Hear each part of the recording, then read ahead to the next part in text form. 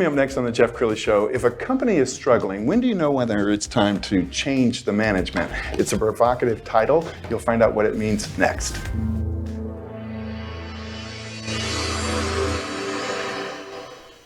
Many are predicting that the worst is yet to come, which is unfortunate, said one person here. Until now, they've enjoyed the reputation of being the nation's icebox. Watched a burglar in his home this morning by webcam. As a journalist of over 25 years, stories are what make my world turn. Reporting live from the Dallas newsroom tonight, Jeff Crilley, Fox 4 News. But in 2008, I took the jump from my familiar life and started a PR firm from my home. We're talking about anyone with a camcorder like the one I'm using becomes a television network. We started slowly growing the company, and we now have over 100 clients, and we've branched into the world of live digital broadcasting. I now own 8 different TV studios and have a huge team, and the stories that I now get to share are sometimes the most important of my life. Life has a funny way of coming around full circle. This is the Jeff Crilley Show. Well, I run into a lot of leadership experts, and then when I kind of lift the hood and look under the hood, I see that they never ran a company. They were never in the trenches. For the most part, many of them are just like book smart instead of people smart. To talk about that today, a man who has been in the trenches, Al Comeaux. He's with Primed for Change is the name of his company. First of all, I want to thank you for coming on the show. And this topic is so relevant because we're going through uncertain times. I mean, we keep hearing possible recession. So your book has probably never been more timely. Well, you know, change is the gift that keeps on giving. Death, taxes, and change, right? The things that are going to happen to all of us. And it used to be death and taxes, but now we have to add change to it. Our organizations, our lives, we're all dealing with change.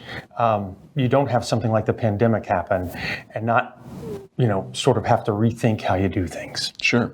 And just a hint at some of his background, big companies, Travelocity, American Airlines, GE. We're going to put some pictures up, and I want you to kind of narrate these for us. What are we looking at? Yeah, so I was leading communications at a large division of GE, and we had 5 days notice that the president was coming to one of our plants in Wisconsin, and I got on a plane I was in Houston, I had to get home to Cincinnati, and I got on a plane to Wisconsin the next morning and had to get my wife to send my clothes.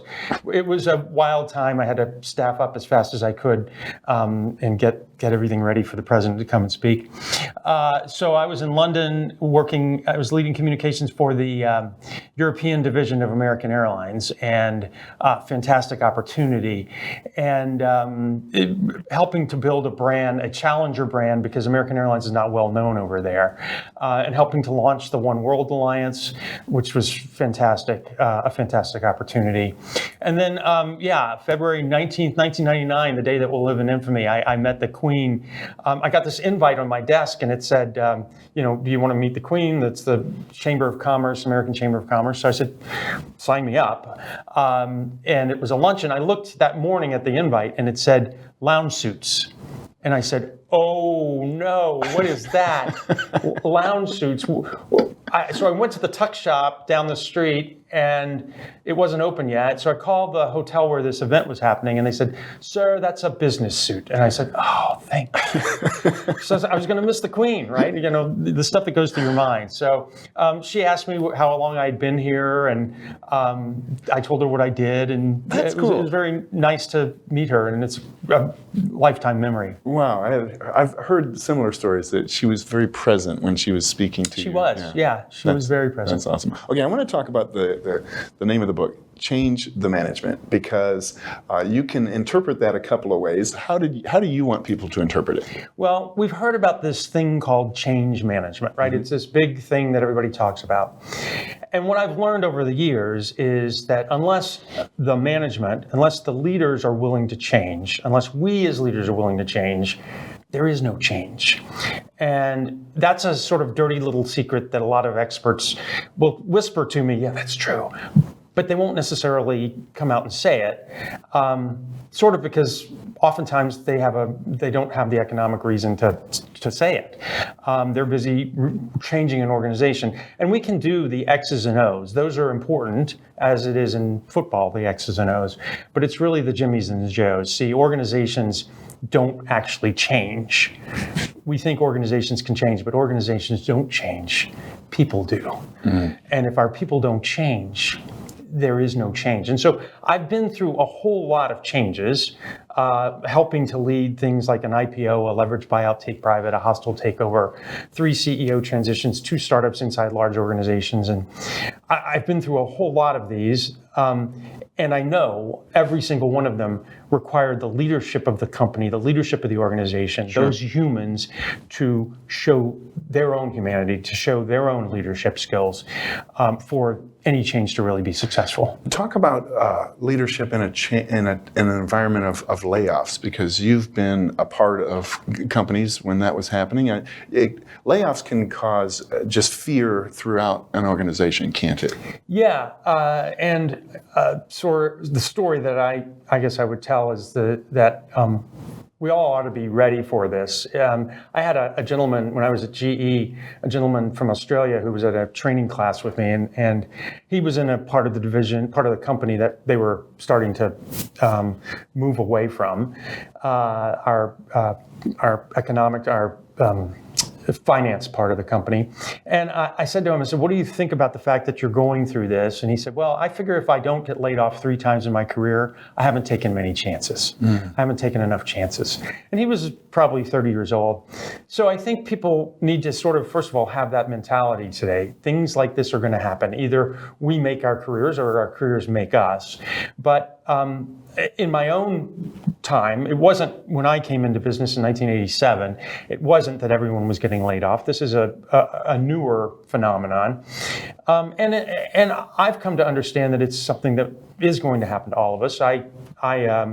We went through a take private at Sabre back in 2007. And I had to lay off 40% of my team because we weren't public anymore, and I was in the communications function.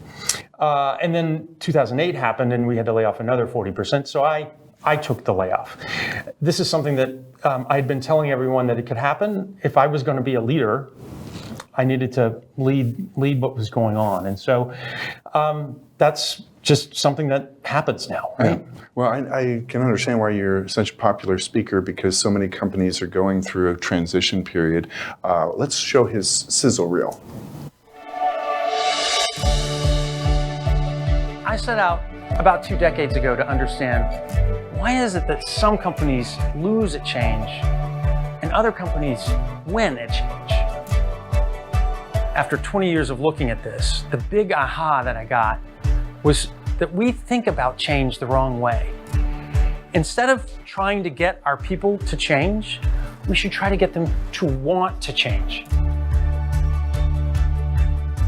We have to get our hands dirty. We have to be on the field, and we can't even be on the sideline. We have to be player coaches. We have to be in the game, and our people have to see us. This isn't about micromanaging. This is about pouring our hearts into the change.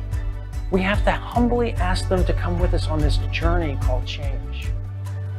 That's the difference between winning at change and losing at change. We have to pull our people through the change. Instead of just top-down management, we actually have to listen. Listening gives our people the opportunity to internalize the problem. And once they internalize the problem, they have to grapple with it like we have. And so they're in a different place. And it makes them much more likely to want to change. We as leaders have to find creative ways to model the change. We can't expect our people to cross an icy bridge without first laying some tracks for them so they know that it's safe. All kinds of things can go wrong during a change. This one thing, modeling the change, it has to go right. If our actions are out of line with what we're saying, game over. The best communicators in the world will tell you, even though that they are people who came up because they were great at the written word, that communications is 90% action, 10% words. So I want to pull you through the change today. I want to pull you through the change. Are you ready to run as fast as you can to change the world of change management forever? Are you willing to do what it takes to change our mindsets so that we can win at change. Because you know what? Somebody will. I hope that somebody is you.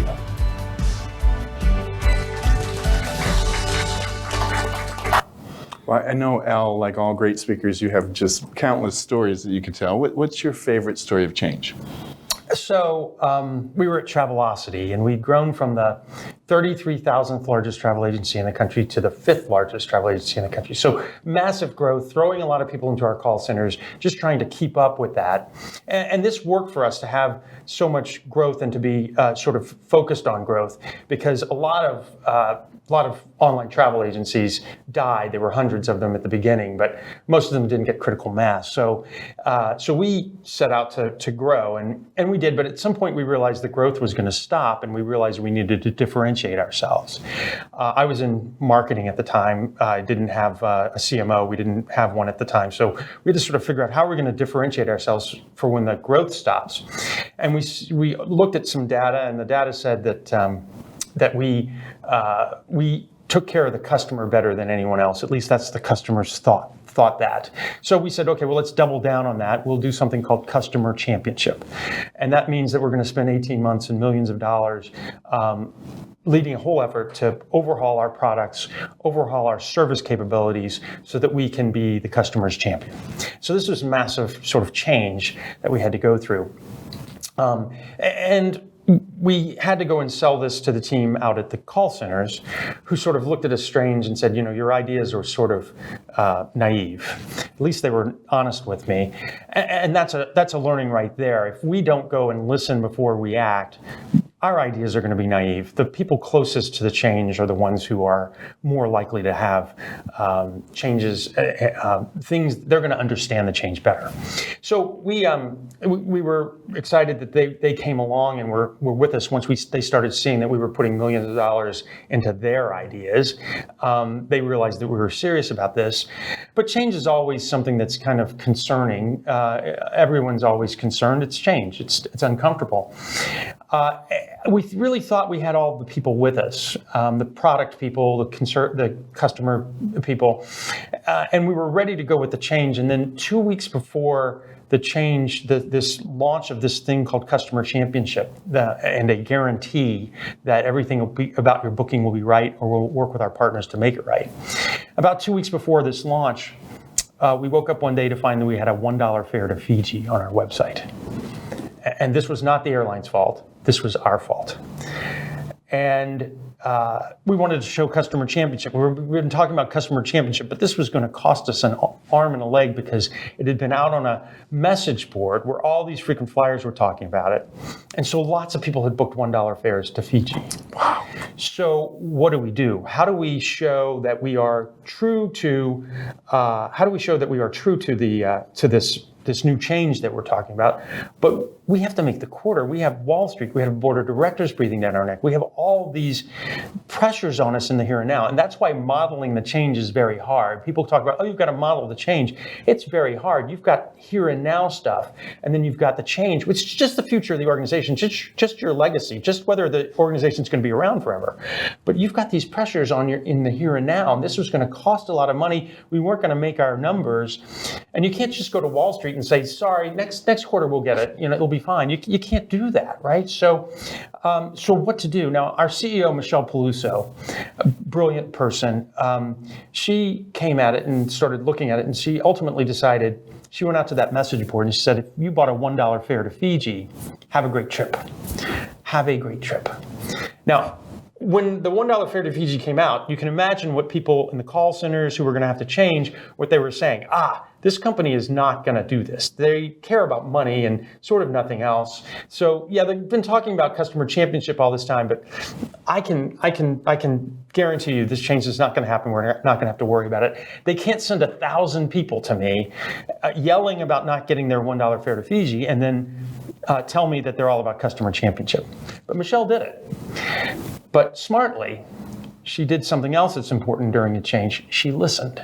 She came to all of us and she said, how are we going to do this? Because we're going to do this, but how are we going to do this?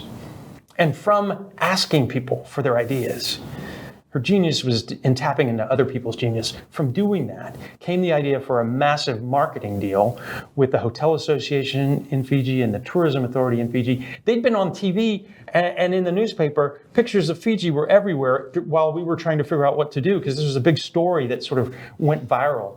And they were more than happy to do this. The airline gave us some discounts, and we paid for the $1 fare to Fiji. But it takes someone who's willing to listen. It takes someone who believes in the change and understands you have to model the change. It takes that type of leadership to find a way to do it. Because you can't just sort of say, well, that was a one-time mistake. We're going to model the change the rest of the time. You can't do that. Wow. And lots of people try to get away with it. And they try to figure out a way to rationalize it away, some action that's out of line with the change. But you have to model the change through thick and thin, come hell or high water. Al, that's a great story. I got chills. I mean, like, I can put myself in her position, and what would you do? And doing the right thing is always. These days, Michelle Peluso, by the way, is running CVS Pharmacy. Is so that right? You've noticed the changes in those pharmacies. Absolutely. And how that world is changing. Sure. That's a perfect place for her. Well, I urge you to follow Al on his social media platforms, because he comes out with these great tips. Here's one of them.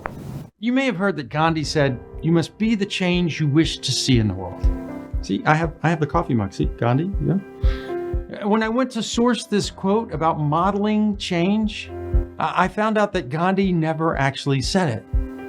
Things aren't always as simple as we think they are. Kind of like modeling change. Things aren't as simple as we think they are. If you like these appetizers on leadership, you'll love the main course, the Leadership Mindset Masterclass. There's no time better to start than right now. You're very relatable, Al. We're almost out of time. So final thoughts. What would you like to leave people with? No, my goal in the last third of my career is to help other people. I led change. I failed at change. I succeeded at change. It is terrible to fail at change. It's awful. I don't want that to happen to anyone else. So I've dedicated the last third of my career to helping people who are leading change so they don't make the mistakes that everyone else makes, including me, I've made. That's what I'm here for. So that's what gets me up in the morning. That's what makes me excited. So I'd love to help other people do it. And I appreciate you giving me this platform to let people know. Absolutely. You're a good man. We're going to have you back. We're going to end with the website, which is alcomeaux.com. Al, thanks for coming into the studio. Jeff, thank you for having me. That's it for now. We'll see you next time.